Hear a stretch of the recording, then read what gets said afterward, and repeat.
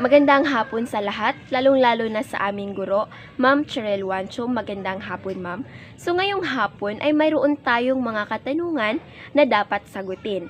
Ang mga katanungan ay nakasulat lamang dito sa aking kwaderno at sasagutan ko ito gamit ang aking sariling pag-unawa.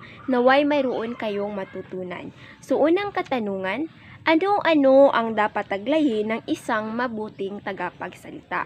Para sa akin, unang-una, ang dapat taglayin ng isang mabuting tagapagsalita ay mayroong kakayahan at kahusayan sa paggamit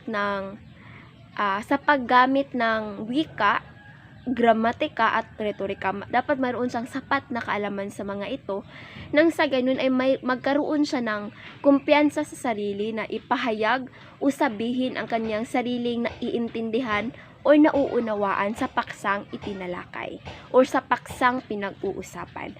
Pangalawa, dapat mayroon siyang kakayahang magsalita at makinig. Mayroon siyang kakayahang magbigay ng impormasyon at kumuha ng impormasyon. So, ang susunod, pangalawang katanungan, ano-ano ang makatutulong upang magkakaroon ng kakayahang umunawa, bumuo ng mga palagay o hinuha sa kahulugan ng kilos ng kinakausap? So, unang-una, dapat mayroon kang sapat na kaalaman sa wikang ginagamit. At dapat mayroon ka ding sapat na kaalaman sa pagbasa ng mga galaw ng katawan sa taong iyong kinakausap.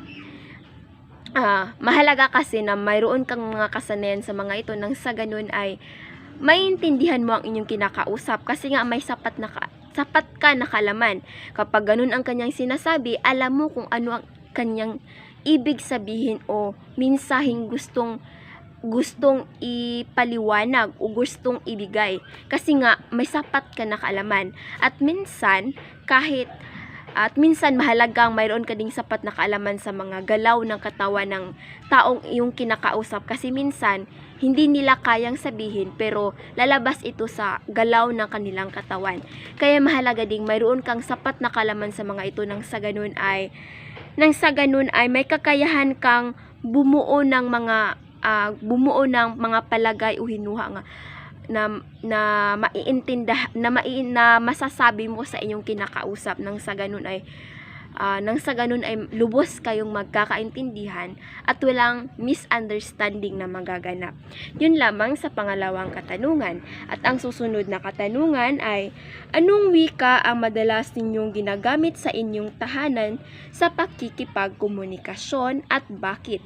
Sa amin, ang wikang ginagamit sa pakikipagkomunikasyon sa aming tahanan ay wikang Bisaya kasi yun ang wikang kinagisnan ng aming mga magulang.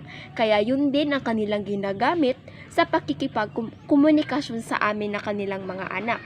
Kaya't hanggang ngayon, ang wikang aming ginagamit sa tahanan ay nanatiling Bisaya. Pero ako, isip isang Pilipino ay pinagbubutihan ko or pinag-aaralan ko talaga na mas magiging mahusay ako sa pagsasalita ng wikang Pilipino, isip ating pambansang wika kasi tayo ay Pilipino. Pero ang wika talaga namin kinagisnan o ginagamit sa tahanan ay wikang Bisaya kasi yun din ang ginagamit ng aming mga magulang noon sa kanilang tahanan. So, ang susunod na katanungan ay, bakit kaya sa tingin mo ay mahalagang matutunan ng isang tao ang mga wika o wikain na ginagamit sa kanyang paligid? Para sa akin, mahalagang matutunan ng isang tao ang wika o wikain na ginagamit sa kanyang paligid nang sa ganun ay mabubuhay siya sa mundo. Kasi ang wika ay ginagamit upang ang tao ay magkakaintindihan.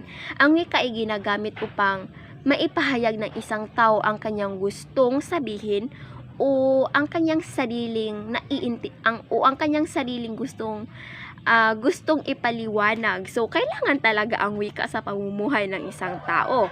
Kaya mahalagang alam mo o maiintindihan mo ang wikang ginagamit sa iyong paligid nang sa ganun ay magkakaroon ka ng komunikasyon sa mga tao sa iyong paligid na magiging unang kinakailangan ng isang tao upang mabuhay siya dito sa mundo, ang wika.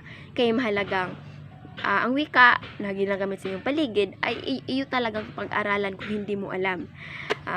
Halimbawa na lang kapag nasa Maynila ka, dapat talagang marunong kang magsalita ng Filipino. Yung mahusay ka talagang magsalita. Kasi kung hindi mo maiintindihan ang kanilang sinasabi. So, hindi ka din makapagsasalita sa kanila kasi nga hindi mo maintindihan ang kanilang sinabi. Kung gano'n ang mangyari ay talagang hindi ko alam kung mabubuhay ka ba talaga. Sa tingin ko hindi talaga kasi pangunahin kailangan talaga ng isang tao ang wika. Kaya mahalaga na pag-aralan mo o matutunan mo ang wika na ginagamit sa iyong paligid. At ang panghuling katanungan ay, ang pagkakaroon ba ng kasanayan sa pagsasalita ay makakatulong kaya ito sa pang-araw-araw na pamumuhay ng bawat individual? Oo naman. Sinasabi ko nga kanina na ang wika ay ang pangunahing kailangan ng isang tao upang mabuhay dito sa mundo.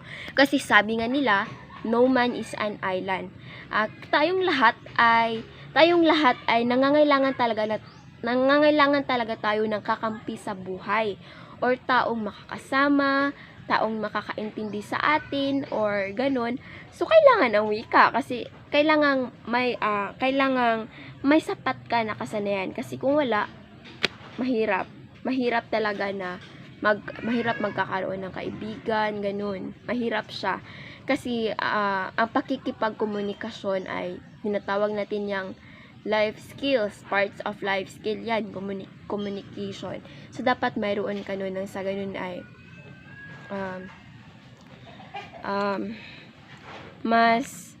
magagamit mo ito sa iyong pamumuhay bilang pangunahing pangangailangan ng isang tao. At yun lamang po, sana ay mayroon kayong nauunawaan o naiintindihan sa ating pinag-uusapan ngayong hapon. Yun lamang po at maraming salamat. Paalam.